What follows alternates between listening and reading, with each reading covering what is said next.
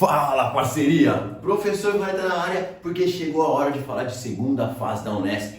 Vem com o pai moleque, revisão segunda fase da Unesp, Geografia do Brasil, 3, 2, 1 e é sem vinheta. Por isso, já se inscreve no canal, curte esse vídeo e é o seguinte, vamos começar a prestar atenção em tudo que eu vou falar aqui.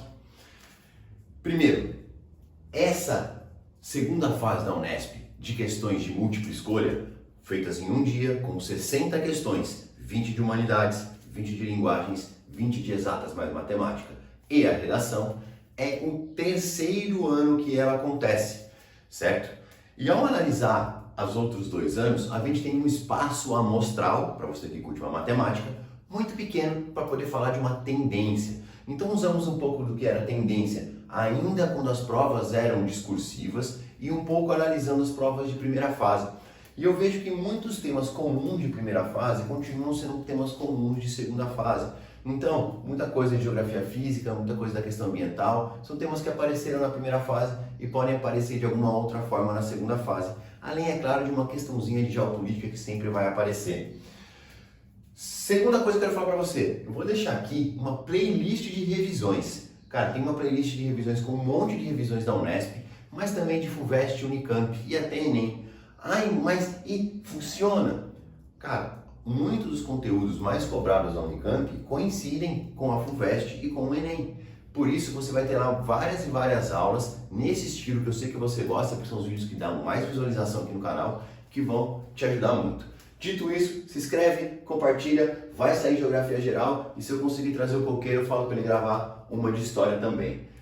Vamos lá, cara, quis trazer o tema indústria, então respira fundo, porque isso daqui vai ser a maior aula de indústria que você teve em um menor espaço de tempo. Vamos lá, o Brasil se caracterizou por ser um país agroexportador. Pré-industrialização, a gente vinha da política do café com leite, onde o presidente lá, os caras curtiam muito mais investir no campo, porque eles representavam muito mais a elite agrária. Quando chega a era Vargas, tem o golpe lá do Vargas em 30, a gente começa a ter uma visão mais urbana industrial. A partir disso, nossa primeira parte de industrialização, lá na década de 30, vai ser uma industrialização por substituição de importações. É uma forma de você fazer uma industrialização voltada para o seu mercado interno. Aquilo que você comprava de fora, você vai começar a produzir aqui dentro. Isso ajudava até a equilibrar as contas da balança comercial brasileira que vinham que tinham tomado uma pancada depois da crise de 29. Só que isso daqui não era suficiente para a gente se tornar um país realmente industrializado. Nós não conseguíamos sair dos setores mais simples, como têxtil e alimentício, e ir para os setores de base e os setores de bens duráveis. Com isso, a década de 40 e 50 vai ser muito marcada por investimentos em empresas estatais. Pega o Vargas, Vale do Rio Doce, primeira mineradora do Brasil, CSN, primeira siderúrgica do Brasil e, é claro, a Petrobras quando ele volta nos anos 50. Então, esse investimento em estatais vai começar a gerar uma infraestrutura que o seu amigo JK vai utilizar bem. Costumo brincar que o JK descobriu que o Brasil não tinha capacidade de se industrializar sozinho. Então, ele vai fazer a internacionalização da economia. Ele vai trazer as transnacionais e vai gerar um modelo que ficou conhecido como nacional desenvolvimentismo. Nesse modelo, você tinha 3 pilares importantes. Primeiro pilar era continuar com investimentos estatais. Em qualquer lugar? Não. Naquilo que era importante para atrair investimento industrial, que era investimento em transporte, energia e indústrias de base. Isso daria uma infraestrutura que vai atrair quem? As grandes indústrias estrangeiras. O símbolo desse período foi quem? Montadoras de automóveis. Então aquela grande indústria que vem, emprega bastante gente. Só que uma montadora de automóveis, ela é uma montadora, ela depende de peças. E essas peças vão ser feitas por empresas menores, que vão ser feitas pelo capital privado nacional. Então você tinha o capital estatal, o capital estrangeiro, o capital privado nacional funcionando aqui e gerando um crescimento e uma modernização da economia. Quando você vem para os militares, eles vão olhar o que o JK fizeram e vão continuar. Tanto que você vai ter aqui uma parte do governo militar com grande crescimento econômico, milagre econômico, e depois uma forte recessão nos anos 80. Se a gente seguir a nossa história, a gente vai chegar nos anos 90, que vai marcar os anos 90. A entrada do neoliberalismo no Brasil. Você já tinha as ideias neoliberais acontecendo na Europa, principalmente Inglaterra, nos Estados Unidos. Então, abertura de mercados, privatizações, flexibilização das leis trabalhistas, a redução do Estado na economia e com a falência do sistema soviético, o fim da Guerra Fria, você começa a ter esse sistema neoliberal vindo para a América do Sul. E no Brasil ele vai entrar com Fernando Collor e Fernando Henrique. Então você vai ter uma abertura de mercado que vai trazer muitas empresas, produtos, facilitar a entrada de produtos estrangeiros para o Brasil. Ao facilitar esses produtos estrangeiros, a gente vai ver que a nossa indústria não era competitiva, a gente se focou muito no mercado interno, a gente criou grandes barreiras alfandegárias como Vargas, e quando precisou competir com os produtos de fora, a gente não conseguiu. E aí vai começar a ter várias falências. Quando chega o governo Fernando Henrique, ainda na década de 90, a gente vai ter um grande processo de privatizações. E aqui eu gosto de fazer um paralelo. Uma vez eu vi uma pergunta dissertativa que pedia para você falar o papel do Estado na década de 40, 50 e na década de 90, referente à indústria. Aqui eu tenho um Estado investidor que fazia estatais. Aqui eu tenho um Estado que está se retirando, que está privatizando as mesmas estatais. Então, aqui ele estava criando e aqui ele estava privatizando. Mudou o papel do Estado referente às empresas, às indústrias, ao longo do tempo. Outro fator importante para a gente entender a industrialização é falar da desconcentração industrial. Quando a gente começa a industrializar, praticamente só São Paulo e Rio vão receber indústrias muito concentradas em São Paulo, porque eram cidades que tinham uma maior infraestrutura. Estamos falando aqui, década de 40, 50. Quando a gente chega nos anos 90, você tem que boa parte do Brasil já tem infraestrutura para receber uma indústria. Consequentemente, os custos de produção em São Paulo e Rio começam a se tornar cada vez mais caros e a busca por locais mais baratos, com mão de obra mais barata, incentivos fiscais, vai gerar um processo de desconcentração da economia, da industrialização brasileira. E continuando o processo, a gente tem passado por uma desindustrialização. O ápice da indústria brasileira foi nos anos 80, quando ela teve a maior participação no PIB e a maior empregabilidade no Brasil. Hoje, a gente tem aí que a indústria participa em torno de 12%, 11,5% do PIB. Isso mostra que a gente perdeu muita indústria. Por que nós perdemos muita indústria? Justamente porque a competição chinesa e sudeste asiático cresceu muito. Década de 80 é a abertura econômica na China, os tigres asiáticos em franco crescimento.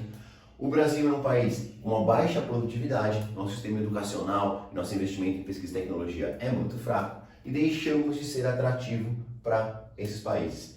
Mesmo nos Estados Unidos, com um custo de produção muito mais alto, a indústria ainda mantém 18% do PIB, 7% aí, 7, 8% a mais, 7% a mais do que o Brasil.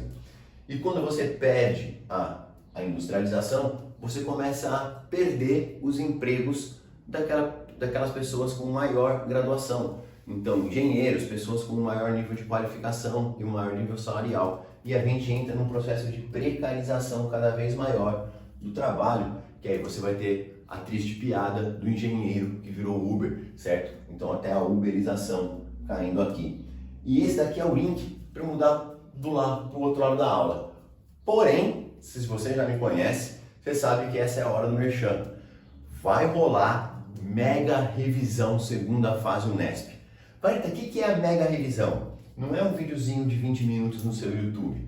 São aulas de 2 horas, 2 horas e meia de uma matéria com slides, resolução de exercícios, para macetar de vez essa prova da Unesp. Se você quiser fazer, esse ano eu estou com um conjunto de professores, então vai ter Geografia, História, Física e Redação com um cara aqui, ó. Se você quiser procurar o canal dele aí, chama Palavrizar. Então eu vou deixar na descrição um link de WhatsApp. Você vai cair no meu WhatsApp de trabalho, eu passo para você todas as informações, é baratinho. Você vai ter a partir do dia 14 até o sábado de manhã, antes da final da Copa, aulões, onde 2 horas. O cara da física vai fazer como? Mesa digitalizadora, para você poder ver a resolução de exercício. Todo mundo com material muito bom. Se você entrar no meu Instagram, vou deixar ele aqui, você vai ver que o pessoal comentando as aulas em geral tem dado muito certo. Primeira fase na minha aula, fiz sozinho, nem chamei os professores. Eu falei da zona de convergência do Atlântico Sul e falei do protocolo de Montreal. Se você está vendo esse vídeo, você sabe que caiu e quem maceta? Eu, porque eu conheço essa prova. Então, vem com o pai moleque, clica lá, vem, mano, é mais barato do que você ir no McDonald's. Vamos falar de população. Eu saí da precarização para chegar aqui, ó, empobrecimento da população brasileira. Desde 2016, nós passamos por um processo de aumento da desigualdade e perda de poder aquisitivo da população brasileira. E isso pode ser explorado em questões com gráficos, com tabelas, para você fazer análise sobre isso. É legal você entender que esse empobrecimento vai estar ligado à grande informalidade que a gente tem e teve um agravamento com a pandemia. A pandemia agravou demais essa questão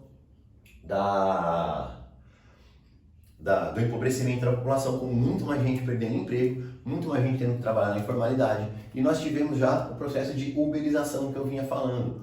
Hoje, quando você pega os índices de desemprego, eles trazem algumas coisas meio que maquiadas. A gente teve uma mudança na contagem do que é uma pessoa empregada ou o que é uma pessoa desempregada. Então, relações muito frágeis de emprego entram aqui. Então, por mais que você tenha uma queda no desemprego, você contou muitos tipos de subemprego junto. Então, a média da salarial das pessoas acaba baixando quando se faz esse tipo de contagem. Vale falar também que a gente teve uma flexibilização das leis trabalhistas, com trabalho temporário, trabalho intermitente, e isso também são formas de ocupação de menor renda. Então, esse aqui é um tema ligado à população que eu acho que a Unesp pode explorar. Outro tema importante é você falar de migrações. E aqui, pensando em geografia do Brasil, eu acho muito legal trabalhar um pouco do que aconteceu naquela questão do Enem, de você trazer a ideia da migração pendular associado ao custo da moradia, ao custo imobiliário das grandes cidades. Então, alguma coisa nesse sentido eu acho bem importante você ficar ligado. A partir do momento que você tem uma especulação imobiliária, um aumento no custo da moradia, as pessoas começam a ter que morar cada vez mais longe do seu trabalho, muitas vezes em outras cidades, aumentando essa migração pendular. Outro tema da parte de população é a gente chegar nos setores da economia. Então, galera, lembrar que a economia é dividida oficialmente em 3 grandes setores. Então, todo mundo que trabalha faz parte da PEA, a população economicamente ativa, está dividido em setor primário, é aquele setor ligado ao meio natural, é aquele setor ligado à produção de matéria-prima, agricultura, pecuária, extrativismo vegetal. Esse setor hoje representa cada vez menos na nossa empregabilidade, na nossa estrutura ocupacional, porque cada vez mais nós estamos mecanizando. Então, quando você pensar no setor primário e também um pouco no setor secundário, você precisa lembrar que existem 2 tipos de desemprego. O desemprego conjuntural, que é aquele desemprego de contexto de crise, quando a crise passar, aqueles empregos voltam a ser ocupados, e o desemprego estrutural. Estrutural é quando um posto de trabalho para de funcionar devido a um avanço tecnológico. A mecanização substitui diversas pessoas, o cara no campo nunca mais vai precisar daquelas pessoas, isso é um desemprego estrutural. Você vai no caixa do supermercado, em vez de ter uma pessoa por caixa, tem uma pessoa cuidando de 4 ou 5 caixas daqueles de autoatendimento, desemprego estrutural. Você vai no McDonald's, em vez de você ir pedir no caixa, McDonald's, Burger King, prefiro BK, você pede pelo totem ou pelo celular, você não precisa de mais caixa, desemprego estrutural, você está fazendo tecnologia substituindo pessoas. Vamos lá, setor secundário é o setor da construção civil e é o setor da indústria. Cara, a indústria que eu falei que vem em queda, que vem empregando cada vez menos, e a construção civil. A indústria, além da gente perder pessoa, perder capacidade industrial, vamos lembrar as montadoras de automóveis que fecharam aqui no Brasil, como a Ford, você tem também, de novo, uma modernização dessa indústria, precisando cada vez de menos de pessoas. A construção civil continua sendo um setor importante, que emprega muita gente, emprega muita mão de obra com baixa qualificação. Ainda é um setor importante nessa empregabilidade brasileira. E o setor que mais emprega no Brasil, a gente tem uma forte terciarização, que significa isso, um inchaço do setor terciário, que é o setor de comércio e serviços. Esse é o setor que mais cresce nos países urbanizados. No Brasil ele já tem a maior parte da empregabilidade. E ele vai ter desde as profissões com grande remuneração até trabalhos com baixa remuneração até os trabalhos precarizados. Tudo isso dentro desse setor. Então, esse processo de terceirização da economia, ligado de novo ao que a gente já comentou, ficar esperto com a Unesp gosta dessa parte de política econômica, das reformas trabalhistas que aconteceram no Brasil ou no mundo, que levarão a uma flexibilização. Flexibilização na prática é a redução dos direitos, é a redução do custo para o empregador. Dessa forma, essa flexibilização gerou uma precarização das formas de trabalho. As pessoas estão trabalhando por mais horas, recebendo menos. E aí você tem os processos de novo da uberização, trabalho por aplicativos, que não tem uma regulamentação muito bem, não tem uma regulamentação onde as pessoas trabalham muitas horas, a remuneração não é muito grande, mas é uma forma aí precarizada de trabalho. Certinho? Então, ó, falei meio baixo porque eu tô gravando antes das 7 da manhã, mas se você gostou desse vídeo, curte, vou gravar, hoje aqui é sexta-feira, dia de Brasil e Croácia, mas amanhã quero ver se eu já gravo um Geografia Geral e se no domingo eu trago um coqueiro para gravar um de História e a gente maceta aqui no YouTube também. Mas se você quiser algo mais completo, vai lá no link na descrição, conversa comigo, cara, ó, precinho camaradíssima para você fazer uma revisão muito focada no vestibular da Unesp. Respira fundo, eu já olhei na minha bola de cristal e na minha bola de cristal, você já é unespiano. Eu vim do futuro e já vi isso. Bora pra facu.